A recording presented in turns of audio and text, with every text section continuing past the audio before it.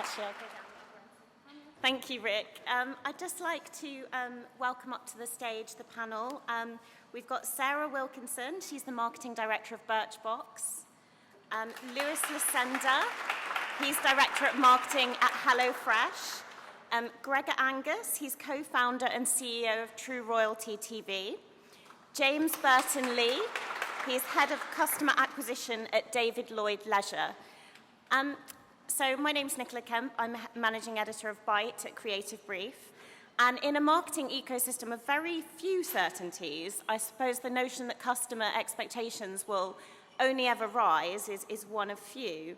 And in this age of on-demand everything, where Netflix says it's competing with sleep, which is slightly sinister, I've got a great panel of experts here to lift the lid on the role of brands in kind of driving subscriptions. So to kick off, Rick's brilliant presentation showed that moving to a competing brand is a key reason of kind of losing customers. So Sarah, I mean, what do you see as the role of brand in kind of driving subscriptions and kind of perhaps acquiring new customers from competing brands? I think it's really important. I think for us in an ever kind of increasingly competitive environment, it's really important to have a point of difference. At Birchbox, ours is that we're one of the only beauty boxes that personalise the experience for the customer. So you have a beauty profile and we'll deliver products and services that are relevant to you. That's really important to us to make sure that customers are aware of that kind of brand point of difference. So yeah, I would say it's highly important. And Lewis, I'd love to get your view because you're quite new at HelloFresh as well, right? So it's also what attracted you to the brand as well as the customers. Yeah, so I moved to HelloFresh. There were various reasons. The first one was just I thought that HelloFresh has a very interesting product market fit. In the end of the day, everyone needs to dine, so the market by default is huge. And I also thought that just the convenience element that the value proposition is adding to people's lives is really changing people's lives for better. So that was very important for me. I think HelloFresh is a company with roughly 8 years now, and it grew dramatically over the years. We're now at 11 countries. So that being part of this journey of a company that is growing extremely fast was very captivating for me. And lastly, obviously, a very important opportunity for my career as well. So I thought that was interesting. In terms of how HelloFresh is actually stealing competitive space, I think it's all about proving the convenience of the solution itself compared with other services. You can think about meal kit space, so understanding where HelloFresh is better than competitors, but also thinking about supermarkets as a competitor, understanding what is the value that a solution as HelloFresh can add compared to supermarket typical journey. Okay, thank you. And Gregor, from an entertainment perspective, like what do you see the role of brand in kind of driving subscriptions and kind of that Well, side? it's critical, and I wasn't born a royalist necessarily, but I met an individual that wanted to take their production material direct to consumer, a library of 20 years in the industry, selling commission programs to broadcasters. The world's changing, and he said, how do I take my content directly to the consumer? And I said, well, you don't. You have to come up with a proposition, and it wasn't long before we saw that there was potentially a strand around royalty. We looked beyond his content and aggregated everything that had been done of quality over the last years, knowing that the British royal family itself is the fourth biggest brand in the world, actually. There's research on that's been done. So Google, Amazon, Apple, the royal family, before Facebook, before Samsung, it's extraordinary, right? Yeah. That's how it pops, how it contributes to the economy. And as a result, our SVOD, our subscription service, has been able to pierce. We have a marketing campaign called The Crown that Netflix is funding nicely for us, introducing our characters like the Queen and Margaret, who they think is an invention of Hollywood. So its brand is essential, and we just happened upon a pretty big one that wasn't spoken for, so we're quite fortunate. Brilliant. And then, James, I'd love to get your view on this, because particularly for David Lloyd being in the leisure space, I mean, if you're a bit of a sloth like me, you know, I subscribe, unsubscribe, not for a competing brand, for my sofa. But that kind of churn amongst kind of health and fitness brands is kind of a real challenge. Like, what role do you think brand has in that kind of, that battle for consumers' attention? I think so when you start, when you're considering whether to join or not, I think the brand's really important, particularly for us. So we're a kind of, in retail terms, what you call us a big box, so we have everything under one roof. So actually you can break down our offer quite easily and say, if I just want to join a gym, there's low-cost operators. If I just want to go to a spin class, there's SoulCycle that's just opened up around the corner. So for us, the idea to say, actually, we're a more premium product, we're more expensive, but the value you get from us comes from the brand understanding. So knowing that the reason I'll pick us over somebody else because it's got, I can work out and go in a pool, I can take my kids to a kids club and then I can go spinning, I can sit in a spa and then go and work in our club room. It's really important to get that breadth of offer. And I think having that brand knowledge helps cut through in the initial decision making. Great. And from a consumer perspective, like Rick's presentation showed, what was particularly interesting, kind of the role of older consumers as well in this market. From your perspective, and I'd love to start with you, Sarah, because I've definitely outsourced some of my trying and buying decisions to Birchbox. One of the things that I often talk about having young children is the tired tax, where essentially you're looking to outsource more consumer decisions to another company to sort of essentially simplify your life, but not take away that discovery. Is that something that you see? Am I alone in this, or what core consumer trends in your consumers can you share with the audience? Yeah, I mean, we definitely know that our consumers are time poor, and we know that they don't have as much time as they used to potentially to go and visit a beauty counter, for example, or to search tirelessly for new brands, and certainly look for products that suit them. So I think Birchbox is kind of capitalising on that tired tax a little bit, in that we do give customers the chance to try things that they would never get to try otherwise, delivered to their door. So for us, we are kind of capitalising on that a little bit, I think. Brilliant. And Lewis, from a HelloFresh perspective, you know, a lot of us are kind of fighting against the kind of tendency to serve up frozen food, and we want to be more adventurous.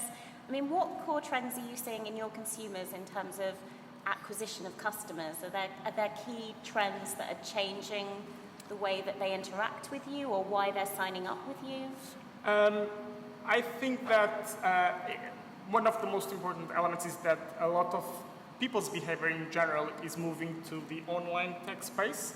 And HelloFresh is a solution that lives online, and therefore being part of that day-to-day experience is crucial for us, so we can meet them where they spend most of their time. That's super important. I think the convenience element is still extremely relevant, so being a solution that just adds value to people's lives, not only for HelloFresh, letting people not have to go to the supermarket, not be in queues, not have to carry 100 bags as they go home, being able to spend more time with their kids, but also not having the mental effort to think of what they're going to have for dinner, right? Having someone that knows what they like, what they prefer, and just prepare a solution that is tailored for those preferences. It's extremely important. I think there's a sustainable element about HelloFresh around having, for example, pre-portioned meals, which just addresses the waste, is super important. So there are a few things that we see in the space where HelloFresh really addresses those consumer needs. And it's really interesting from a trust perspective as well, because there's a big conversation at the moment about the decline of trust in advertising. And in some ways, the growth of HelloFresh and Birchbox and subscription brands is kind of in complete opposition to that trend. I mean, do you feel, particularly food, it's kind of quite an emotive thing, that the trust element has to be there, and that impacts how you build the brand? Yeah, 100%. So I mean, food is obviously one of the most important things people care about in their day to day, and being able to prove over and over that the solution we're providing is actually to the highest standard when it comes to food is extremely important. So the way HelloFresh tries to maintain great relationships with suppliers, that we try to tailor our recipes for what consumers want, and maintain that high standard is super important for maintaining and building that trust over time, which then will obviously go towards other customers and obviously help the business. And Gregor, I'd love to get your view from an entertainment perspective, because this kind of age of on-demand everything, I mean, what kind of trends are you seeing amongst your consumers? Is there anything that surprised you? I was actually quite surprised to hear sort of how big the royal family is as a brand. I mean, it's a huge thing. I mean, in terms of your kind of consumer behaviours, are there anything that you could share with the audience? Yeah, well, we specifically follow unashamedly the lead that the big services have created, the new behaviors, the new forms of consumption, the adoption now by the main TV operators of add-on SVODs like ours. Our biggest uptake is with Comcast because we're integrated into their service. It's just a natural thing now to have a monthly subscription to channels like ours. But interestingly, if you think about it, television, Comcast, for example, they've been in the subscription business forever, right? It just happened to be a 2-year subscription. They called it a contract that you could turn on and off, and that you could actually get out of there if you wanted to get out, and you still could. In fact, my Sky engineer suggested the other day I should drop Sky, which I thought was particularly interesting. But one of the new trends, so to answer your first question, that we see, because we do actually appeal to an older demographic with quite a lot of disposable income, some time on their hands, is the annual subscription. So we market 7-day free trial, monthly subscription, flexibility, all the things you typically do in the category. But people that know what they want, again, brand, are quite happy to put, and we shouldn't shy away from having a longer subscription periods. I think everyone thinks it's necessarily a month-to-month thing. That can actually become rather inconvenient, and all the reason people don't subscribe in the first place. If you look at them, there's product-related stuff, but it's inconvenient to be thinking about, okay, how many of these things do I have now, and how do I get my stuff? I just won't pile on anymore. But if you've earned it, you know it's something you want, and you've done a bit of a trial, is an annual subscription really that long? It isn't. And you can discount it actually a little easier to incite people to act. That's a really interesting point, and I'd love to get a view from a David Lloyd perspective as well, particularly kind of in the ecosystem of can you get people to pay in advance, and also from a consumer perspective, how you're evolving your offering to kind of meet trends. Because I meet a lot of people that talk about David Lloyd as where they work, in this age of multi-hyphen careers. So what trends are you seeing in the market that you can share? Well, it's interesting that health and wellness is very much on the agenda. We all know that. And there's a couple of trends that we're seeing in our products. People quite like, in our clubs we find they like the kind of club feel of it. They quite like joining and being part of something. We live in this world now where many businesses are trying to make it like humanless. There's no interaction. You'll be able to go into an Amazon store, speak to nobody, leave with your groceries. You can go into a low-cost gym operator, touch a card and speak to no one. But they actually quite like that sense of coming in, knowing people, someone on reception saying hello, the person in the coffee shop knowing the drink they like. And even with the kind of the more mature demographic, they quite like that idea of coming in and having a coffee or tea morning. You see it quite a lot in our clubs at around kind of 11 o'clock. People will come in, play tennis, and sit in the club room for an hour and a half, drinking coffee, chatting, and it's a real kind of social. Well, that sounds lovely. Yeah, it's very nice. And I guess the other part back to the work, it kind of, because we live in this world now where you don't always work in an office, you have much more flexible space. We create environments in our clubs where which kind of adult lounges we call them. It's like a business lounge. So you'd have like decent Wi-Fi, and you have pods where you can sit and work in. And people will come in often in the morning, work for 2 or 3 hours, go to a class at around 9:30, a spin class or a group exercise class, have a shower, relax, come in, work for 3 hours, and they're really fitting that kind of health into their lifestyle. And it's working really well for them as members because they're getting the opportunity to work hard, but also keep fit and make it work in their overall daytime. That's really interesting how the offering is evolving to cater to kind of lots of different segments. And Rick's presentation really showed the kind of breadth of consumers that are opting into subscription brands. And with that in mind, I know it's a really horrible word, kind of Uberification, but this idea of service-led brands, but at the same time more traditional brands getting into subscription, and the competitive marketplace now including sleep. What would you advise marketers looking at subscription and trying to sort of work out what are the key challenges, like what do you need to overcome? Sarah, could I kick off with you? Yeah, I mean, I think certainly for retail companies, it's about making that kind of shift from that kind of monthly sales strategy to that lifetime value strategy. I mean, even at Birchbox, there's a temptation to kind of sell the box every month and what's in the box, but actually what's important is making sure that customers really understand the proposition and the value of having a long-term relationship with you rather than just one individual purchase.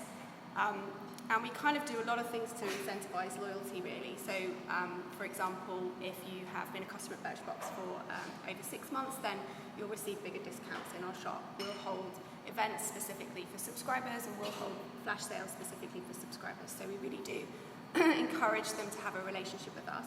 And that even revolves around content. So we'll make sure that we're serving customers content that's relevant to them. And one of the things we're driving towards is kind of really personalization of that content as well, so that customers have a real value exchange, not just in products that are related to them, but also with the content that we deliver around how to use those products. That's really interesting. So from a competitive perspective, do you see yourself as actually, in some ways, kind of taking what beauty magazines used to do? You've kind of cut out a stage, as it were. You deliver the content and the product. It's really, I mean, it's really interesting you say that because I do come from a media background. So yes, in a way, I mean, I think we do consider, or we do hope that our customers come to us for knowledge and advice as well as just products, so that we can provide that kind of more all-round service. It's really interesting, and also from a HelloFresh perspective, kind of how you get that balance between discovery and something new and, you know, surprising and engaging your consumers, to them kind of opening the box and just being like, what is this and what is this supposed to resemble? Yeah. One of the things that we work really hard on is to keep our offering really exciting. So not only by creating different options for first customers, for example, X amount of meals for Y amount of people, but also tailoring our offer for people who want more rapid recipes or more family-oriented or more balanced recipes. So that's something that we try to address in those first for those first customers. What's the most adventurous part of your consumer target market? Is it the millennials or actually older people a little bit more? Who, if you could identify a strand of consumer that's willing to try something new? I think it's a good question. So we've had some interesting recent success with millennials, actually. Okay. So younger audiences, which are not our main target audience, but definitely are showing interesting lifetime value. So it's a market that we're trying to understand better and try to address in a very targeted way. So it's an interesting. Yeah. And we were talking earlier about students subscribing to HelloFresh, which I was like, wow. When I was at university, most of us subscribed to a cheese toasty machine. I mean, that's a really interesting trend. I mean, do you see the student market as being a more important market for subscriptions overall? It's something we're trying to answer right now in the business. We just started to understand that this target group has a lifetime that is significantly higher than a lot of our core markets or segments, and we're trying to understand why is this happening in the first place. We have some hypotheses that we are exploring, but definitely a segment that we cannot ignore because there's potential there, and it's just. And Gregor, you mentioned older consumers willing to stump up for in advance for a 12-month subscription, which is kind of the dream customer. But how do you also appeal to kind of a younger demographic? I mean, do you have to do that slightly differently, or how does that work? Well, we have to do it differently than Netflix and the people that are spending billions a year to produce original series that people want to binge. And they've kind of locked themselves into binging and are giving people what they want. But we sort of flipped it around because we can't compete. We can't compete with blockbusters. I think it's $10 million an hour to produce the Crown type quality, whereas we're about $100,000 an hour. So quite different. So what I'm very focused on is actually, ironically, the surprise. You say something new every month. So instead of people subscribing to something that they know what to expect all the time, have it become something that they have to stay subscribed to because they don't know what to expect. That next month there's going to be another great story told about the Nepalese royal family or something that happened with the Grimaldis and Grace Kelly. And so we have a content roadmap, an original programming roadmap where we drop something from the middle of the fall monthly and even weekly. So we will have, and it'll just, with our core audience, the people that want this, they'll just stay. It won't raise the question, I sort of binged everything. That will never be a consideration around our product. It'll be, I wonder what's next week, I wonder what's next month. And so staying fresh and staying different, actually, than what you were when they originally subscribed is an important attribute. And James, I'd love to bring you in here, because thinking about those lovely, relaxed people having their coffee after they've played tennis, how do you get new target audiences in when your audience is so diverse? Yeah. I mean, is free trial still at the core of subscriber marketing? I mean, Rick really mentioned the power of word of mouth, particularly when you're targeting audiences that actually sometimes want completely opposing things. Yeah. People who are working want quiet, people with kids want chaos. So how do you kind of strive that balance? Yes, it's a great challenge. The interesting thing, again, if you spend time in our clubs, is the ebb and flow of people over the day. So in the morning before work, you've got people who are career focused, coming in, working out, going off. You've then kind of got sort of mid-morning, often one parent of a family who's not working brings their child in or drops the child at school and then comes and sits. Then the afternoon kind of older crowd. We really try and make sure that we develop product that meets the different needs of the audiences. We've recently rolled out a product called Blaze, which is a kind of HIIT class where you combine cardio, strength and combat. So very kind of on trend, really good. You link into wearable technology, you see yourself up on the screen and how you're doing. So we developed that, which we know works for a certain audience. We're developing our spa offering at the moment, so again, reach that audience. So it's really about making sure that the offer we have kind of meets the needs of what people want to do. We have the luxury of space. One of the great things about our clubs is they're huge spaces, so you can quite easily segregate the kind of noisy mayhem of children and the calm serenity for adults. And even that comes down to class scheduling. So you don't run the aqua aerobics, which appeals to a certain audience, at the same time as the kids' pool splash time. There's bits and pieces and nuances like that. In terms of attracting new people, trial is quite an important part for us. We do offer not a free trial, but we often offer kind of a day pass or a short-term summer membership, which you can take out. But again, member referral is a big part for us. Particularly, as I mentioned before, the club element's really key. So our audience is quite diverse in terms of the age group, but you typically will find they might all go to the same school or their children go to the same school, so they'll chat about it. Creating that sense of you come in with a friend, if you work up with a friend, you tend to stay longer. So really getting that point of how do you bring someone in, how do you make them feel part of your club is a really valuable mechanic for us for acquisition. That's great, thank you. And I'm realising that we're quite tight for time, so I'm going to do a quick fire closing question for everybody.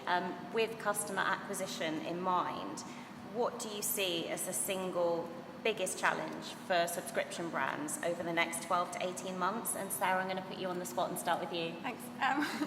I think certainly for us, it's about the increasingly competitive landscape. I think certainly in the beauty industry, not just kind of like-for-like boxes, but a variety of new different entrants around kind of white label products and things like that, for example. So we're definitely finding that it's ever more important to remain relevant, to make sure that we're listening to our customers, really understanding what they want from us as a brand, not just now, but moving forward into the future. and making sure that we are as flexible as we possibly can as well, to encourage them to have that kind of trust with us. So. Great, thank you. And Lewis? Yeah, so I would say very important would be to stay relevant, make sure that businesses continue to understand customers' needs as they evolve, and the businesses keep addressing those needs as the subscription model moves forward. Then keeping an eye on competition, very important, and keep it exciting customers. So. Thank you. Gregor? I think it's visibility. I think we get more and more accustomed to sort of auditing all the subscriptions we have, and I don't subscribe to the idea that we should try and get lost, and people forget about us and then we keep taking their money. I think that's pretty perverted and probably quite wrong as a business model or as a marketing tactic. So I think you just have to provide value every day and be quite happy to be exposed as $7.99 on a monthly statement, because people are going to start to really focus on the total monthly outgoing. That's a great point. Yeah, and I think that's kind of similar as what Gonzo said. So there's a bit around the value equation that your member or subscriber does for themselves. So it's very easy to put loads and loads of extra added value benefits into things. And it very quickly then loses the sense of what it means for me. So as I look down my statement and I think, right, this is X pounds a month, how do I make sure that I'm getting enough out of this to make sure it works? Because it's got to be valuable as well as convenient. It's that getting that blend right. Great. Well, thank you, everyone. I think there's so many things to think about there, from staying relevant to ensuring that your brand is well trusted, to adding that element of surprise and entertainment, and also having a relaxing game of tennis. So thank you so much to the panel. Thank you.